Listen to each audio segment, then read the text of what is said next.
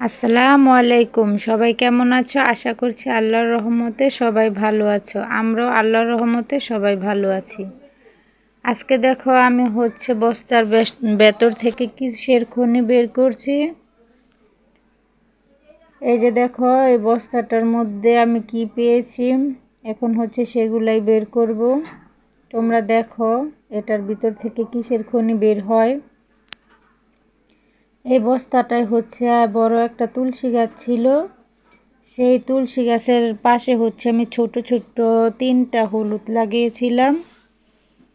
লাগানোর পরে সুন্দর গাছগুলো হয়েছিল। তোমরা দেখতে পাবে, আমার ভিডিও আছে হলুদ গাছের। কত সুন্দর মাশাআল্লাহ হলুদ গাছগুলো হয়েছিল, অনেক সুন্দর।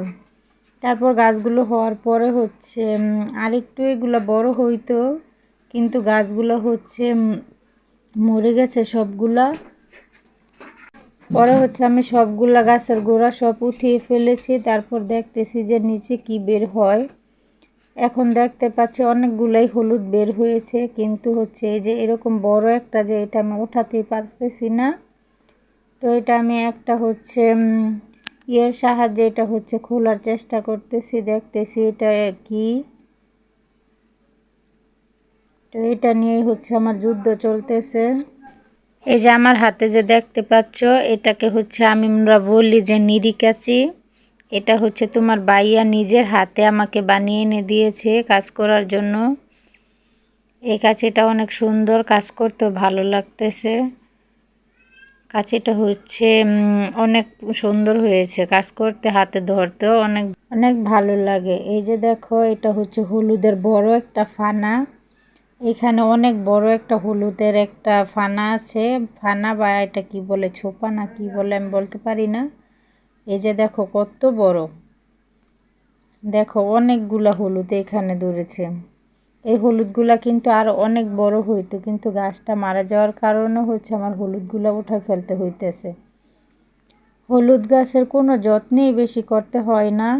আমি এই যে এটার মধ্যে যে হলুদগুলা যে বুনে দিয়েছিলাম, তারপর হলুদ গাছগুলো এত সুন্দর হয়েছে। তারপর আমি চাল ধোয়া ডাল ধোয়া পানি দিয়েছি, আর শুধু এমনিতে পানি। আর আমি এক্সট্রা কোনো বেশি যত্নই করিনি বা কোনো প্রকার সারও দেইনি।